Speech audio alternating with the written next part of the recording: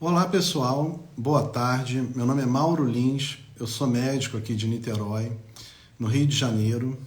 Estou aqui hoje com vocês para falar sobre um tema bem interessante e preocupante, que é o aumento do número de casos de crianças com transtornos do desenvolvimento e também, consequentemente, o aumento do número de casos de autismo. Antes de eu falar um pouco mais sobre minha especialidade, o que eu faço, como eu cheguei onde eu faço, eu queria agradecer. Agradecer assim a grande receptividade que eu tive no Instagram, todo o carinho, todos os elogios. Isso tudo é muito novo para mim, então eu peço desculpas assim pelas falhas aqui certamente cometidas, né? Porque agora amanhã vou fazer 14 dias da primeira postagem, então isso tudo é muito novo para mim, eu não tinha Instagram antes. Então, hoje em dia, acho que você perguntar à pessoa se ela tem CPF, ela falar que não, tudo bem. Agora, falar que não tem Instagram já vai parecer um pouco esquisito, né? Então, estamos aqui e vou conversar um pouquinho com vocês. Então, muito obrigado a todos, as famílias que me incentivaram, que me ensinaram muito. Eu venho aprendendo no relacionamento com as famílias e no relacionamento também com os colegas profissionais de equipe multidisciplinar. Bem, e minha formação, né, para vocês me conhecerem um pouquinho melhor, quem não conhece ainda. Então, eu me formei na Universidade Federal Fluminense, aqui do Rio de Janeiro, onde eu fiz residência médica de pediatria e depois fiz residência médica em neuropediatria no Instituto Fernandes Figueira, da Fiocruz, aqui também do Rio. Ótimas instituições, minha base. E depois eu tive outras super escolas, onde realmente o conhecimento refinou, onde eu aprendi bastante coisa, que foi realmente no mundo prático.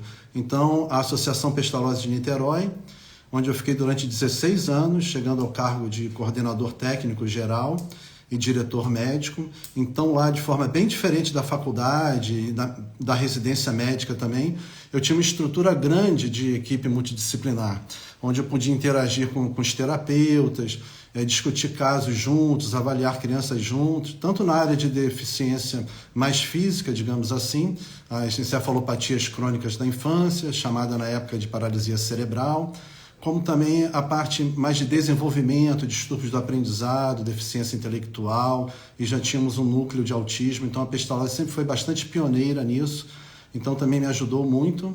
O Laboratório de Neurociências do Instituto Biomédico da UF. Eu, como aluno, comecei a frequentar em 1984, 85 e aprendi muito sobre ciência. O orientador me ensinou como estudar, me ensinou estatística, me ensinou o que confiar e o que não confiar. E mais recentemente a Clínica Escola do Autismo de Itaboraí, onde eu permaneci de 2014 a 2021, a convite da minha querida amiga Berenice Piana, desculpem, e também me estimulou muito o estudo. A interação com os profissionais também me abriu várias portas, eu também sou bastante grato pela oportunidade na ocasião. Então, agora a gente vai parar com essa conversa fiada toda e vamos ao que interessa, tá? Eu agradeço bastante aqui o apoio, eu só vou precisar pedir um pouquinho de compreensão da parte de vocês, porque eu vou precisar encerrar um pouquinho os comentários daqui a pouco, para que eu possa colocar alguns slides e que não tenha assim o comentário por cima do slide para eu me orientar também, mas mais à frente eu vou abrir os comentários para poder responder o que vocês querem interagir comigo e tudo, tá? Então só peço esse pouquinho de compreensão nesse momento agora e lembrando que é minha primeira vez também, né, pessoal? Um pouquinho de paciência. Então, o que a gente quer conversar hoje é sobre esse aumento bastante drástico, esses números, né, que vivem assustando a gente, surpreendendo de forma negativa, digamos assim, né, porque é a saúde infantil, o desenvolvimento. Então tem esse número aí que a gente colocou numa postagem de um estudo mais ou menos recente, que é publicado recentemente, mas na verdade o estudo é com crianças que nasceram em 2012, esse estudo foi feito em 2020, avaliando então crianças já com 8 anos de idade para ter certeza do diagnóstico, para não ter um diagnóstico às vezes feito numa outra idade e depois, não era autismo.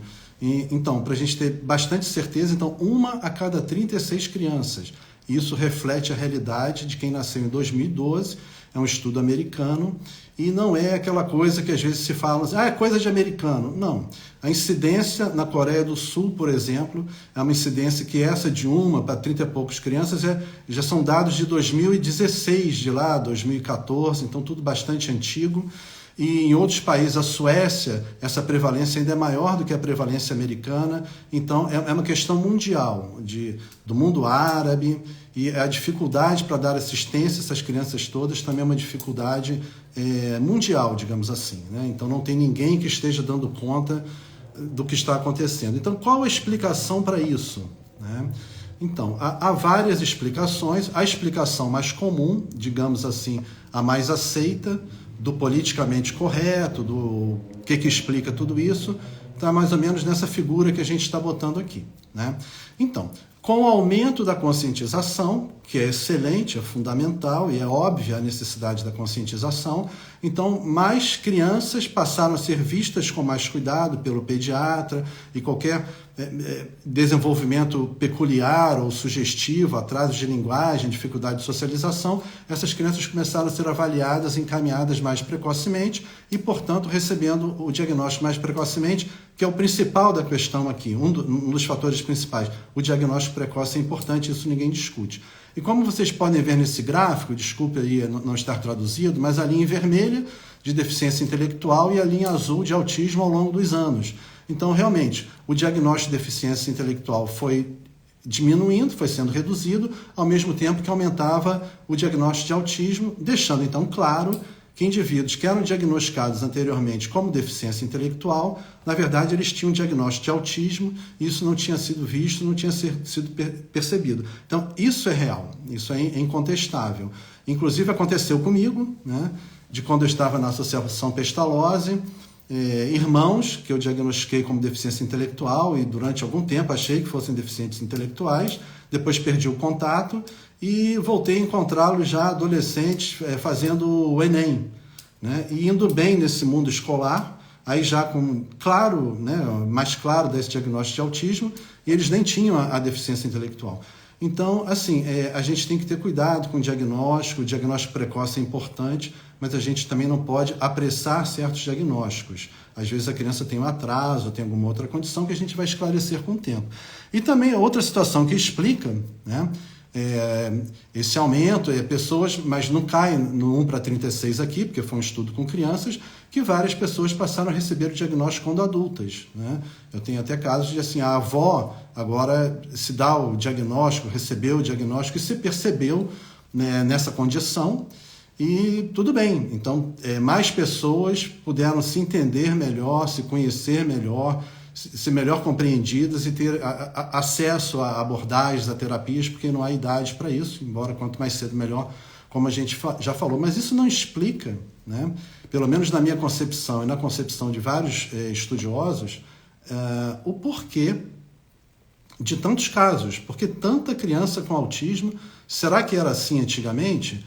Então, dentro do antigamente, nós vamos colocar aqui, que eu acho que vários de vocês viram no final de semana passado, uma notícia triste do Don Triplett, que ele é chamado do caso 1, o caso número 1 de autismo. Claro que não é o primeiro caso na história, mas o caso que recebeu esse nome, que veio do psiquiatra americano, o Leo Kanner, né, do autismo de Kanner, que fez esse diagnóstico, então, com esse termo, né, conseguiu descrever e publicar pela primeira vez. Então, o Don Triplett, era o caso número 1.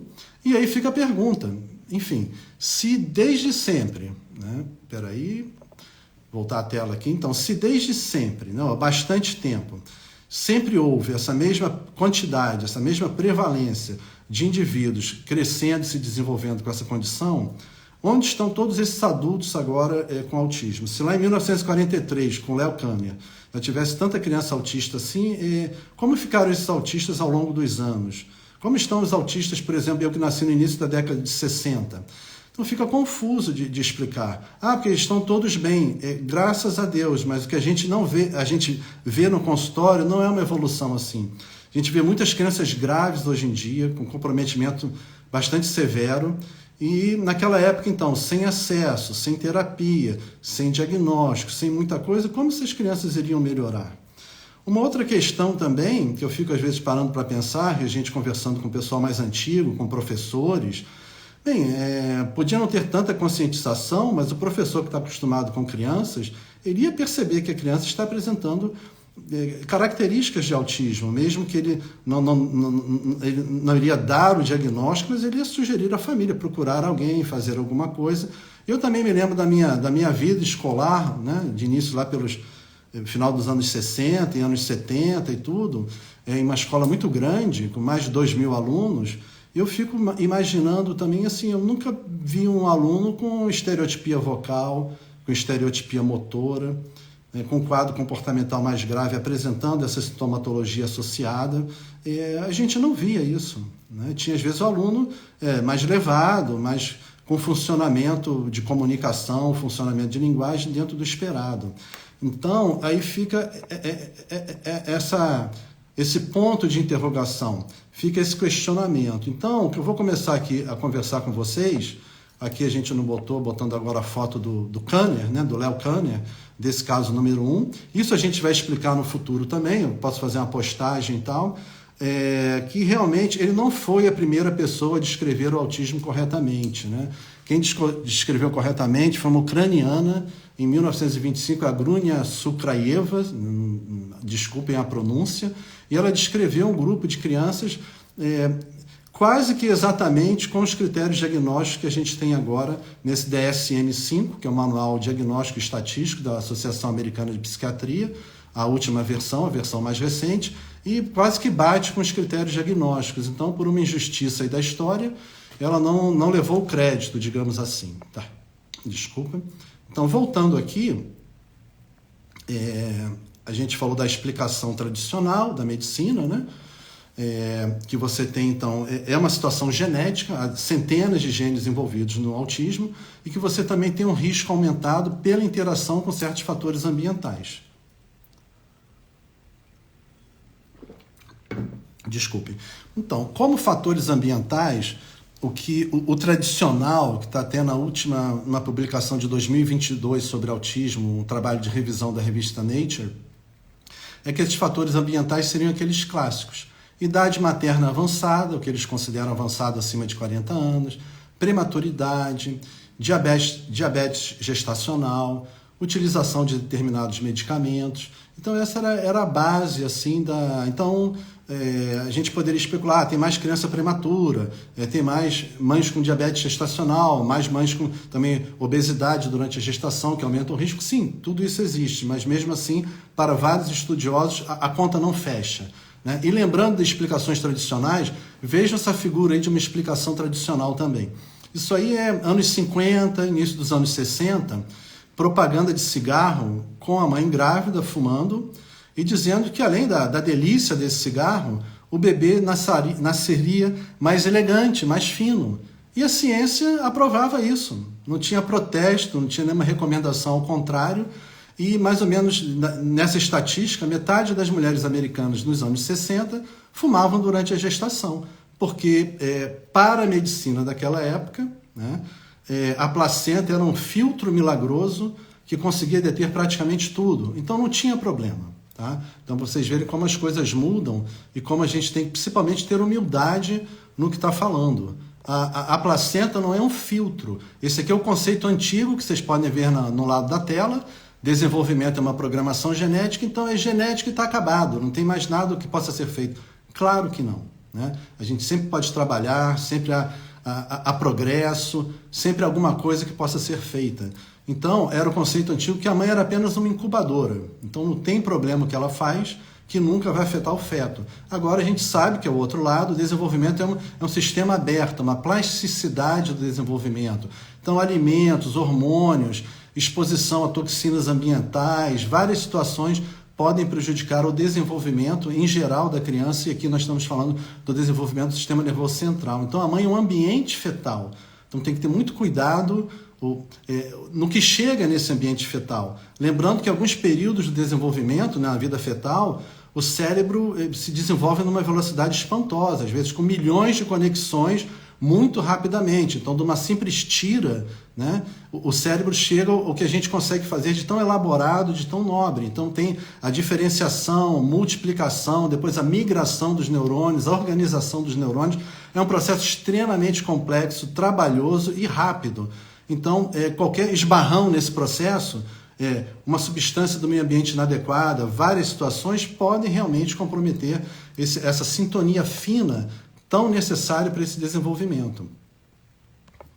Então, dentro dessa condição, agora aqui para brincar um pouco, né, para a gente quebrar um pouco, a gente vai começar agora a falar nesse sentido que eu estou falando aqui. Mas o que tem um paraquedas aí no meio da live? É a comparação com o cérebro, né? Então, o cérebro é tipo um paraquedas, só funciona se aberto. Então, a gente tem que ter essa abertura para novos conceitos, para novas interrogações, e não aceitar, assim, sem nenhuma crítica, nenhum comentário, que sempre teve o mesmo número de indivíduos autistas e não tem nada de mais acontecendo, e é assim mesmo, um abraço, paciência. O que a gente pode fazer para evitar? Não há nada que possa ser feito para evitar, só aquilo que se falou: prematuridade, obesidade materna, idade materna avançada, diabetes gestacionais, uso do ácido valproico durante a gestação. Deve ter mais alguma coisa que a gente possa fazer. Então, com essa mentalidade do cérebro aberto, é que a gente vai conversar mais um pouquinho agora, tá? Então, a gente vai entrar no conceito de toxinas ambientais. Lembrando que as coisas da medicina, como eu falei para vocês, são muito arrastadas. Aqui a gente põe a foto do pai da epidemiologia moderna. Para quem não conhece, o Jon Snow, não é o Jon Snow do Game of Thrones, né? Para quem é fã, mas é o Jon Snow, um médico britânico que conseguiu interromper um surto de cólera em Londres, se eu não me engano, 1854, alguma coisa assim. A gente já leu isso há muito tempo. Mas, enfim, quando na época não se acreditava em nada disso, que a água, os alimentos, eles não poderiam estar contaminados, não tinha um conceito da microbiologia, desses inimigos invisíveis, né? Porque quando você tem um vírus, como a gente teve a pandemia, é invisível, tá? Mas não quer dizer que ele não esteja lá, tá? Então, na época, se acreditava que o cólera era contraído de vapores no ar. Então, você, através da respiração, aquilo era produto de degradação de animais mortos, etc. e tal, e você se contaminava, e foi difícil para ele conseguir provar isso, mas ele conseguiu, interrompeu lá uma bombinha de retirar água da Broad Street em Londres, e revolucionou o pensamento. Mas mesmo assim demorou, porque esse conceito desses inimigos invisíveis, da microbiologia e tudo, isso só foi aceito mais tarde, quando ele já não era nem mais vivo, né? Então a gente tem, ao longo da história, a gente vai vendo essa coisa toda. Então, seguindo nesse tipo de pensamento, a gente vai aqui entrar nesses outros fatores ambientais, tá? Que a gente já falou, os fatores da gestação e tudo, mas será que existem toxinas ambientais que estejam prejudicando o desenvolvimento do seu bebê na vida intrauterina ou logo no início precoce da vida? Alguma coisa que a gente possa fazer sobre isso? Então, isso tudo é antigo. Eu não comecei a estudar esse tipo de assunto de meio ambiente, orgânicos, suplementos e vitaminas por causa do autismo. Eu já estudava isso há 23 anos atrás, quando eu me interessei pelo assunto, para tentar explicar algumas coisas que eu não conseguia entender. E, por coincidência, isso veio a calhar com a minha prática no atendimento dessas crianças, porque realmente o número aumentou muito.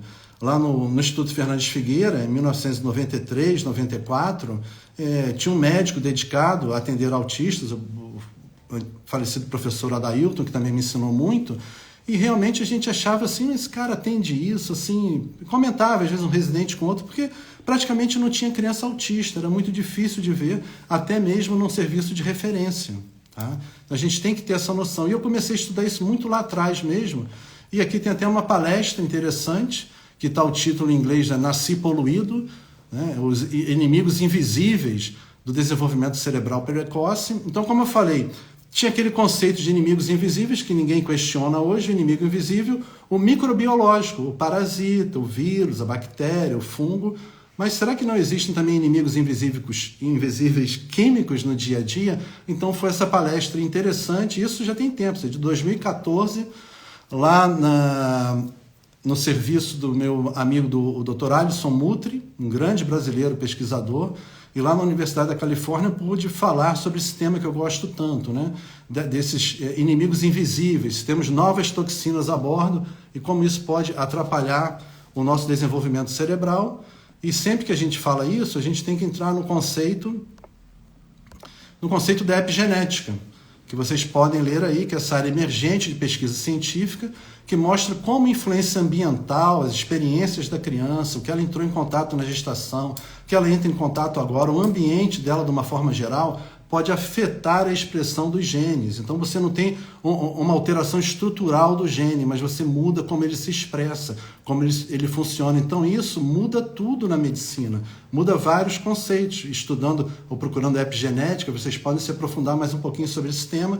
Tudo isso eu espero depois entrar em detalhes, em outras lives, em outras situações, para explicando todo esse passo a passo que eu estou conversando aqui com vocês.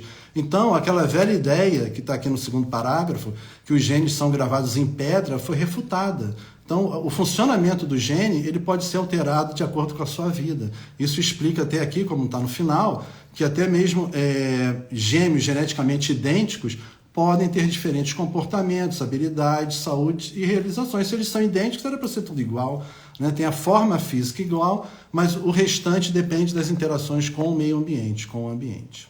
Tá? Então, seguindo ainda dentro dessa nossa linha de raciocínio, a gente vai começar a falar então sobre essas toxinas do ambiente. Será que isso existe? Será que isso faz mal? Como isso funciona, né? Então, entrando nesse conceito aqui, né, que é uma gravura também já antiga, já falei muito sobre isso, principalmente lá no sul do Brasil, na Itaipu Nacional, naquele projeto.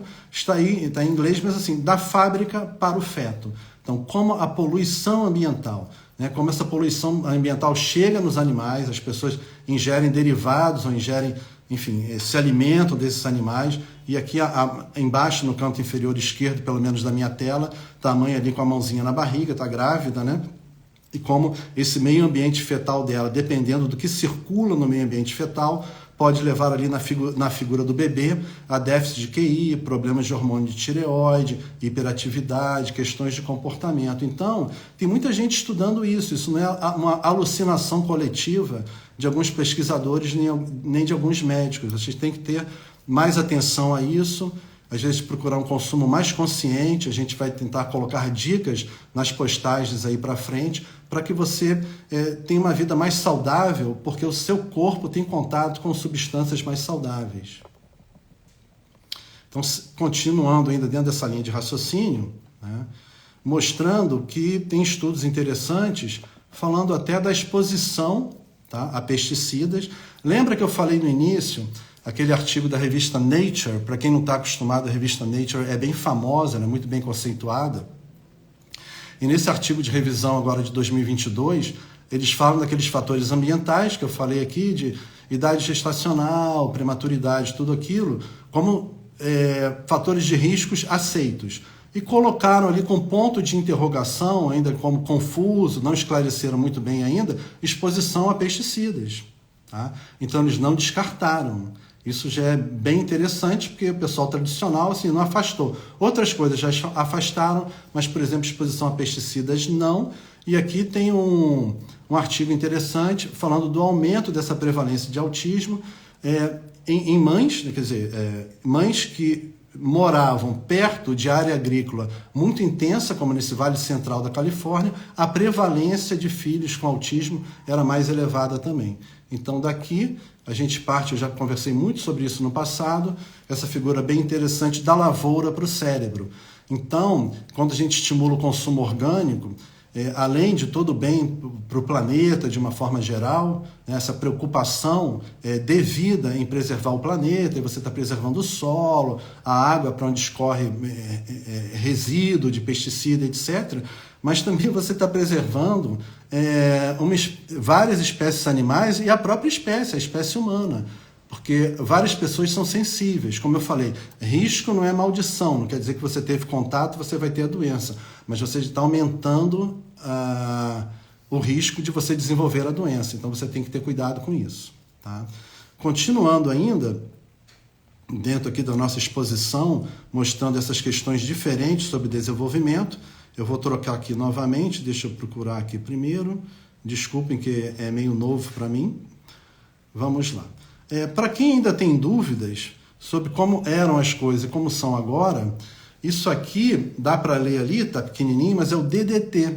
O DDT é um inseticida. Se usou muito e se usa, né? Tem região ainda onde não é proibido, ele já é banido praticamente do mundo inteiro há bastante tempo.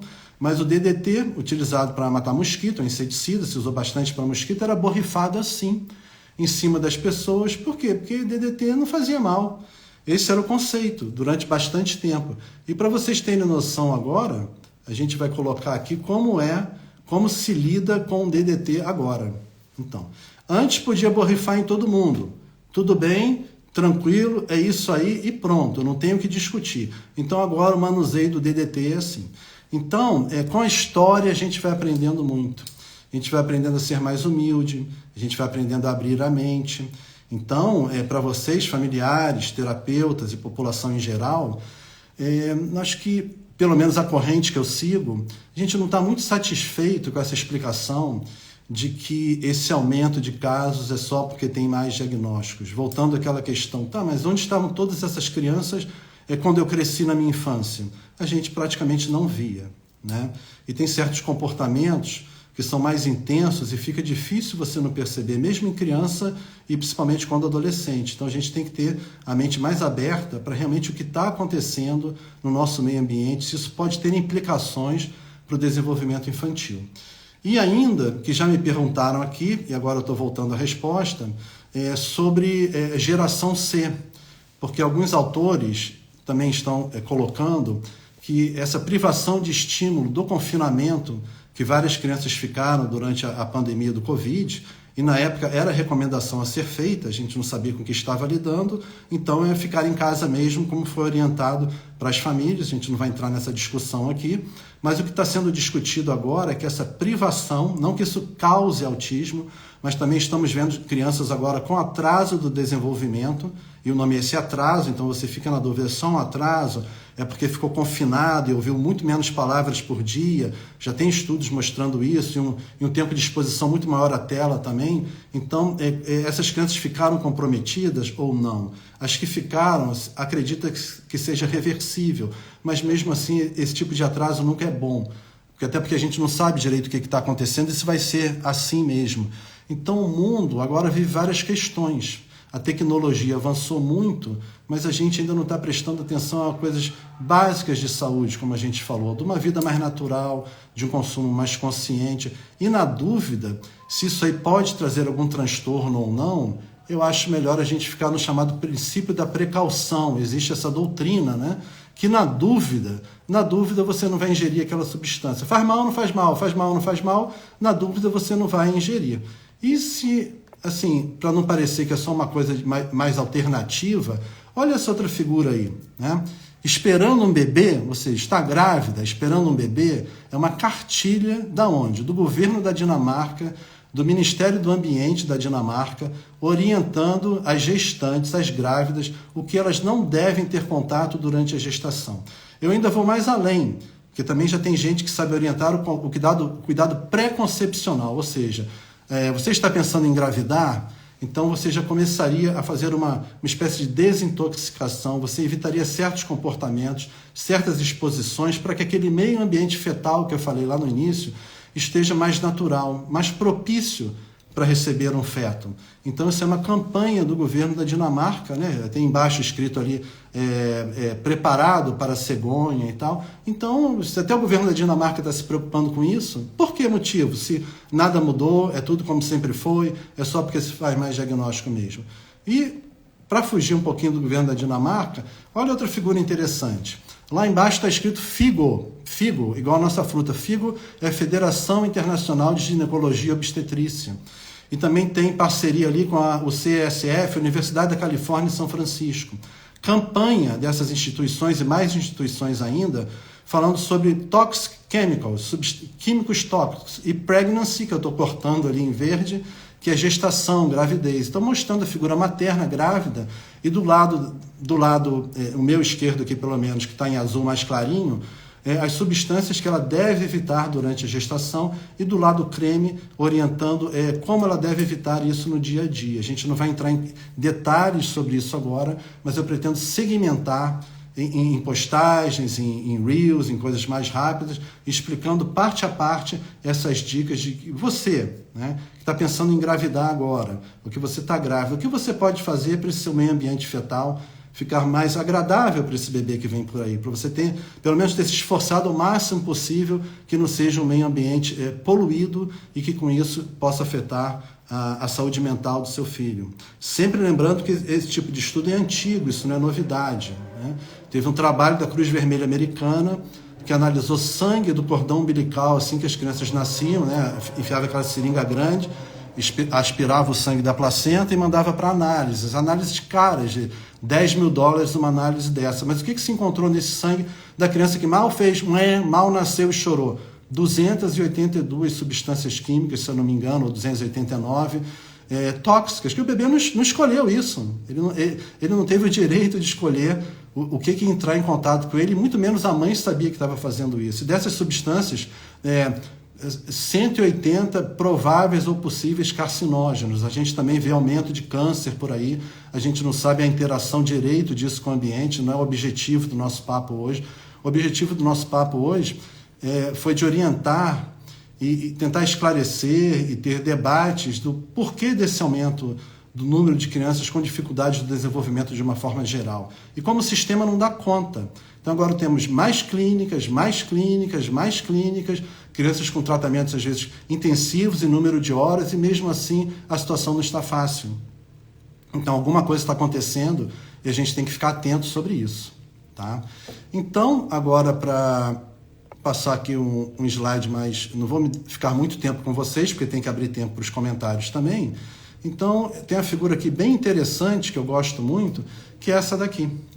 Né? Essa placa aí de estrada, de carro, né? Falando ali, o futuro, próxima saída, é até uma coisa emocionante para mim. Porque eu lido com isso há muito tempo. Né? Imagina 23 anos atrás, você falando de produto orgânico. Né? Você seria, se fosse possível na época, você seria cancelado e depois ainda voltariam de ré para te cancelar de novo. Porque assim, não tinha sentido, né? As pessoas achavam que era coisa de gente esquisita. E para quem acha que a história, quando as coisas começam, tem muito esquisitice, não é bem assim não. Né? Como eu frequentei muito esse ramo de feiras de produtos naturais no exterior, então tinha um bate-papo lá, né, dos mais antigos, que no final dos anos 60, início dos anos 70, nessas feiras, tinha um produto novo, mas era assim, um produto de gente esquisita, né? Um produto esquisito, de gente esquisita, que só vendia em loja de gente esquisita. Então, que produto é esse? O iogurte. Né? Então, o iogurte tinha essa fama, e o iogurte agora você consegue encontrar em qualquer lugar. Né? Na loja de conveniência do posto de gasolina, tem iogurte. Então, cuidado com seus preconceitos, cuidado com isso. Ah, não tem estudo, não tem estudo. Tem estudo para muita coisa, e tem um estudo muito mal feito. Tem estudo que eu não sei nem como é publicado. Né? São muitas revistas científicas, se não tiver estudo, elas vão publicar o quê? Né? Então tem que ter cuidado. Tem estudo sério, tem estudo bom, mas tem estudo também que a gente tem que ter toda a consideração do mundo, que parece que a gente ainda está naquela coisa do passado e que no futuro, vamos falar que não é bem isso, que é diferente. Então isso aqui foi o chamado, essa figura aí embaixo, do Congresso de 2013 da Associação Americana de Deficiência Intelectual e Distúrbios de Desenvolvimento. É a associação mais antiga do mundo que eu sei do ramo, que é a antiga Associação Americana de Retardo Mental, um termo que caiu, e vem de antes de 1900, de 1800 e alguma coisa. Por uma dessas sortes da vida, eu conheço bem a CEO, a Elizabeth, dessa instituição, já viajamos juntos como delegado para conhecer outros serviços em outros países. E, engraçado, né, esse é o tema do Congresso, da propaganda principal do Congresso está aí. Nós temos que correr para alcançar o futuro. Então não dá para ficar esperando também demais provarem tudo que a gente vê na prática, tudo que a família passa para a gente, todas essas dúvidas que a ciência vem levantando de toxinas ambientais. Aí o segundo parágrafo, porque as mudanças são constantes, está tudo mudando, e o futuro não espera por ninguém. Então, essa é a minha mensagem aqui para vocês. Estou perdendo a voz um pouco. E vou abrir agora para os comentários. Acho que a gente já começou a traçar um norte aqui, o que a gente pode conversar sobre isso, o que a gente pode aprimorar. Se vocês tiverem mais dúvidas, eu vou tentar esclarecer aqui dentro do possível e começar uma parceria de informação com a base científica, que até eu critiquei, mas tem que criticar o que já aconteceu no passado, para que a gente se assegure direitinho do que está acontecendo agora, procure estudos de melhor qualidade, mas que também não deixe de confiar nos instintos. Tá? Então deixa eu ver aqui perguntas nos comentários, para que eu possa responder. Agradeço a presença de vocês, estou muito satisfeito pela oportunidade. Espero que a gente possa conversar bastante outras vezes. E eu comecei agora e estou animado. Tá? Deixa eu ver aqui de perguntas.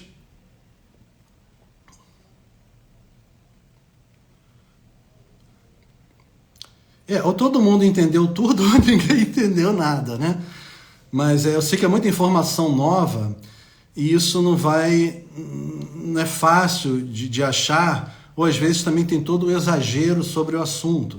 Não, também não dá para viver numa bolha, né? Não dá para ter a ortorexia, a preocupação excessiva de só ingerir o que é perfeito, que não tem isso, que não tem nenhum contaminante, que também não é bem assim. Eu até brinco no consultório, falando algumas vezes, que a alimentação é importante, produtos limpos são importantes, mas importante mesmo é ter comida, é não passar fome.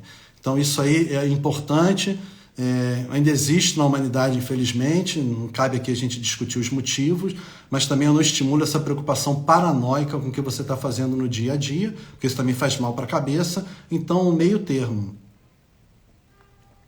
Não, aqui umas perguntas. O que eu estava falando aqui do iogurte foi só um contexto histórico, tá? Porque tem coisa que a gente está fazendo agora que pode parecer diferente, esquisita, de nicho, né? Mas também se achava que o iogurte lá no início dos anos 70 era uma coisa de gente esquisita, de nicho, que só vendia em loja de gente esquisita e popularizou. Então, certas ideias que a gente está tendo agora, talvez elas também fiquem mais populares e sejam melhor aceitas.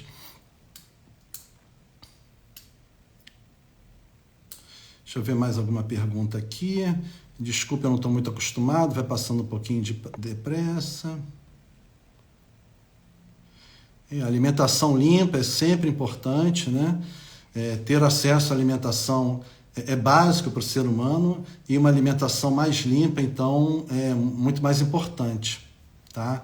Então, mais obrigado. Deixa eu correr aqui mais algumas perguntas, comentários.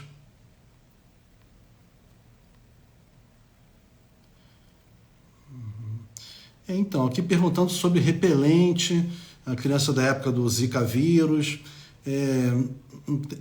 Posso falar assim, muito diretamente sobre marcas, até porque eu não conheço o detalhe de todas, mas é bastante complicado, né? Porque essas substâncias todas evitam que você tenha contato com agente, que é transmissor de doenças, e essas doenças às vezes são letais. Agora, é claro que existem as alternativas naturais para isso tudo, inclusive de repelentes. Agora, o povo tendo a consciência, tendo uma massa crítica de consumo, vocês vão começar também a procurar substâncias mais limpas, substâncias mais tranquilas, para tudo em casa, para limpeza, às vezes até para a máquina de lavar, para o seu consumo. Cuidado com o excesso de cheiros no dia a dia, cheiros, aromas em geral. Tem eventos no exterior sobre autismo, palestras para famílias autistas que tem um código de conduta. O código de conduta não é da roupa, é de como você chega lá em termos de fragrância. Então são eventos livres de fragrância, você não pode ir com perfume, né? Por quê? Porque tem criança que passa mal com isso, que desregula, é química em excesso, né? Os corantes também que a gente orienta no consultório, cuidado com corante, são corantes demais, tem países que já baniram alguns, né? A Inglaterra é mais séria com isso, porque alguns causam desatenção ou hiperatividade. Às vezes, um sabor artificial são até 30 substâncias químicas misturadas, que a indústria não é obrigada a dizer o que tem ali dentro, porque é segredo. Então, tem que ter cuidado com tudo isso. É a vida mais natural possível. A gente já falou aqui sobre o contato com a natureza, mas o contato com a natureza também é o que você põe no seu corpo, né? Que deveria ser mais natural. Correndo aqui.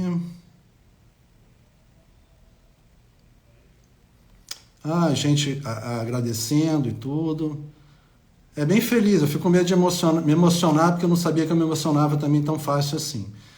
A mulher pensando em engravidar. Então, aqui a gente não tem muito ainda do cuidado pré-concepcional. Tem aquele gráfico dessa FIGO, Federação Internacional de Ginecologia e Obstetrícia, que é bem representada no Brasil, inclusive, que eu pretendo aí com a minha equipe pedir autorização e fazer uma adaptação daquela figura que eu coloquei no final, da gestante, né, que você tem substâncias de um lado e o comportamento a ser adotado do outro. Então a gente pode conversar sobre isso aqui. Realmente, para uma mulher que está pensando em engravidar, é a vida mais natural possível em termos do que você coloca na boca, né, do que você ingere de uma forma geral, o que você passa na pele, o que você respira.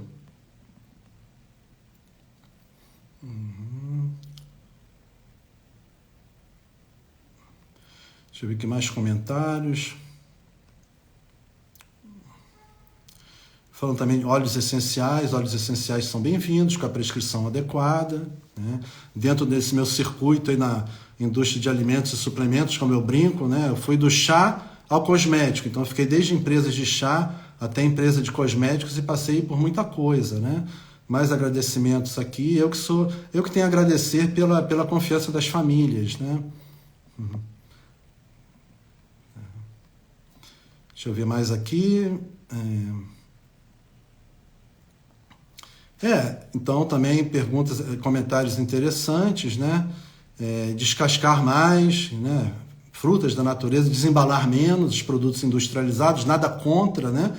Mas às vezes dependendo do seu programa alimentar, um bolinho em casa, feito em casa, é muito mais interessante do que um industrializado, porque aquilo está na prateleira, nem um fungo quer comer aquilo, né? Às vezes um bolinho em casa mofa logo, estraga, porque tá gostoso para o fungo, tá saudável para ele. Perguntas de alimentos orgânicos. Os alimentos orgânicos ficaram muito mais populares.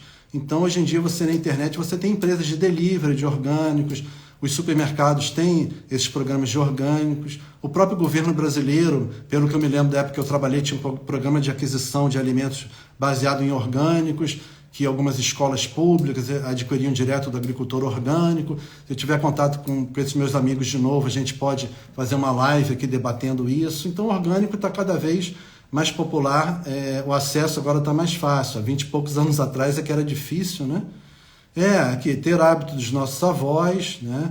Às vezes no consultório a gente fala até dos brinquedos e tudo, menos tecnologia e mais imaginação, né? Aqueles brinquedos da avó ou da bisavó. Gente aqui comentando que tem observado aumento de casos dentro das escolas, né? Então, é aquela mesma coisa. Será que os professores antigamente não percebiam nada? Não pode ser, né? A gente na escola também não percebia nada. É porque tem mais casos mesmo. Agora, o porquê a gente está procurando. Talvez venha essas coisas como a gente falou agora. Daqui a 40, 50 anos vão falar o que eles faziam lá atrás. Causou isso, causou aquilo. Por isso essa corrida aí, que eu não tirei ainda. Desculpa, eu vou tirar aqui. Por isso essa corrida para o futuro. A gente não pode ficar esperando mais. Muita gente em sofrimento, né? Preparar o corpo para engravidar. A placenta não é esse filtro mágico que protege contra tudo. A placenta é vulnerável. Tá? Obrigado. Que polêmica de vitamina D. Realmente, a vitamina D é bastante importante, até porque ela é considerada um hormônio pelas funções que tem.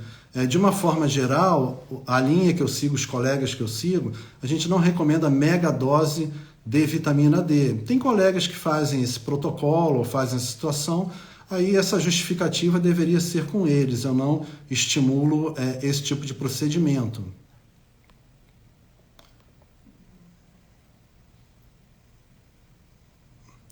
Aqui uma pergunta também muito interessante. Podemos afirmar que a criança que tem contato com algumas substâncias, mas não tiver os genes relacionados ao autismo, não irá desenvolver, certo? Então, o que a gente tem hoje em dia, às vezes é uma vulnerabilidade de um gene, e aqui você tem a questão ambiental, como se fossem dois fios desencapados, que não poderiam se encontrar nunca, porque aí realmente vai dar um resultado complicado. Mas A questão genética é importante, são vários genes já, tem um gráfico lá do Spark, que a gente pode comentar algum dia aqui, que são, se eu não me engano, já 166 ou 162 genes já bem descritos relacionados ao autismo, mas sofrem alterações do meio ambiente.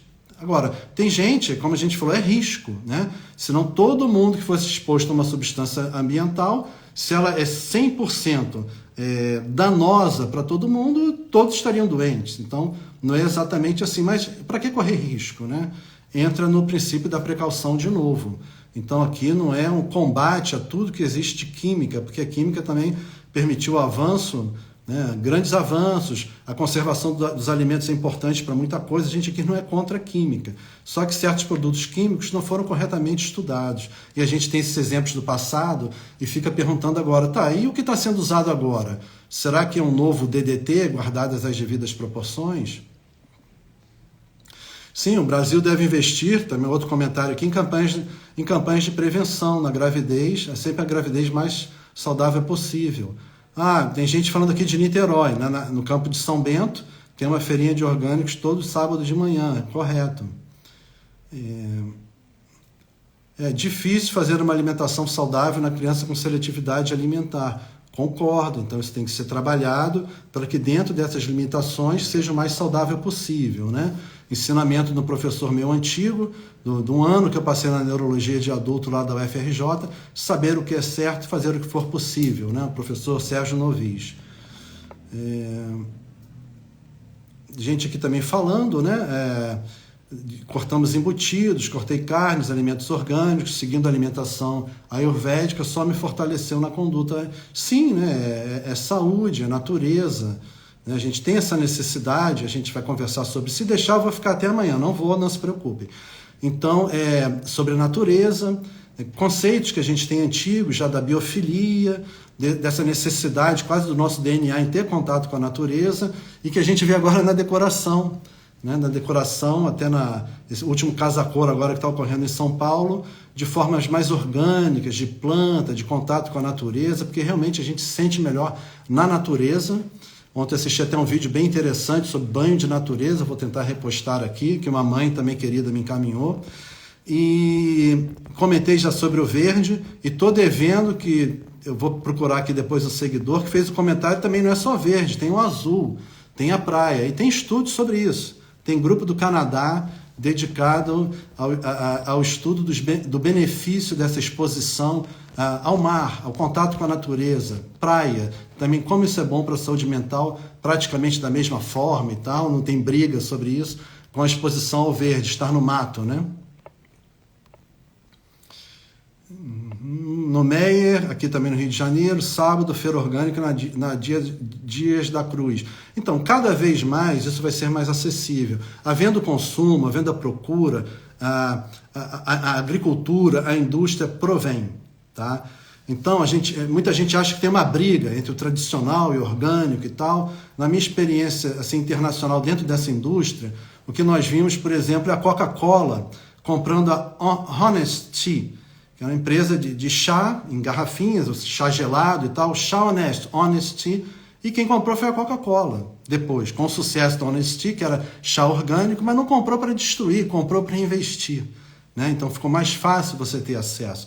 E por aí vai, a Kellogg's comprando empresa de cereal orgânico para investir, a General Mills também, colocando mais, fomentando mais esse tipo de consumo. Então, não tem essa oposição, consome um ou consome outro. Dentro do possível, das suas condições, você vai consumir alimentos mais saudáveis. Deixa eu ver aqui mais comentário.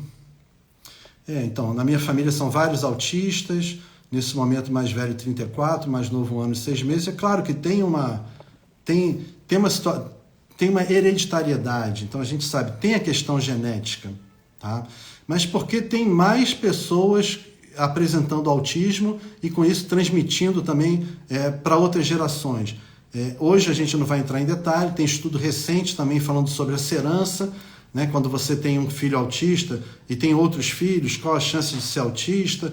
Então, quando quando os outros não são autistas, essa herança, né, vem do pai ou vem da mãe, e quando os outros filhos têm mais autistas, essa herança vem da mãe. Sempre se acreditava que era da mãe, agora a gente está vendo que tem a herança do pai. Então isso tudo a gente tem que pensar com calma, e para não ficar muita confusão na cabeça, excesso de informação, porque quando a informação vai durante muito tempo, às vezes no final, né, a gente brinca de palestra, né? A gente lembra 50% e desses 50% a gente lembra 50% errado, porque é muita informação nova e o cérebro é bem interessante, mas ele ainda não é computador, tá? Então, pessoal, eu vou encerrando por aqui.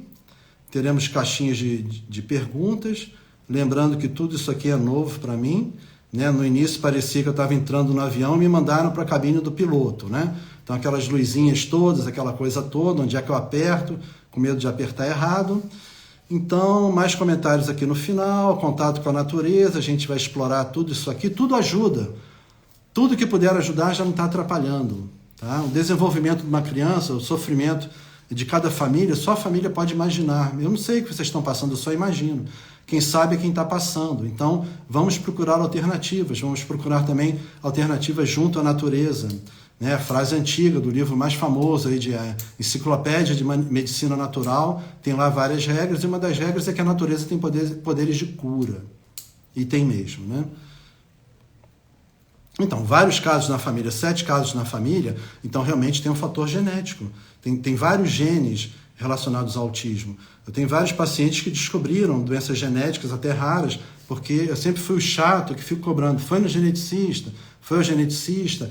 Tem que ir ao geneticista. É protocolo também, pelo menos protocolo internacional, no Canadá era muito assim. Frente ao diagnóstico de autismo, tem que passar por um geneticista. Tá? Seria assim, um médico que todos teriam que ir até. Né? O neurologista, dependendo do caso, gastroenterologista, dependendo do caso, psiquiatra, dependendo do caso, agora o geneticista todos deveriam passar. Aqui, gente, agradecendo. Eu tenho que agradecer também, que eu aprendi muito com família, sabe? Essa parte de alimentação que a gente pode discutir mais à frente, às vezes coisas que eu falava, não precisa, não tem indicação disso, não tem indicação de dieta. Aí às vezes vinha a mãe um tempo depois, sumia do consultório, voltava, nossa, como seu filho está melhor, o que você fez? Eu fiz aquela dieta que o senhor falou que não precisava, né? Então a gente vai aprendendo, caso a caso, lembra aquilo, quem viu, se você conhece um autista, você conhece um autista, né? Aqui a gente fala de transtorno, tem muita gente que é um neurodiverso, é uma condição, não é um transtorno, né? Você é diferente, não quer dizer que você tem uma doença, não é doença, você tem uma condição. Então a gente usa esse termo, que é o termo aí que se definiu, mas a gente tem gente, né? Então seu filho tem um nome. Ele não é autista, ele é o João, ele é a Maria, ele é o Pedro. Então, pessoal, vou precisar encerrar. Agradeço muito aqui a presença de vocês, né, num domingo à tarde, tudo. Me sinto assim honrado, lisonjeado, e me deu uma injeção de ânimo do caramba, tá? Então vamos marcar várias. Obrigado e um bom finalzinho de domingo para vocês.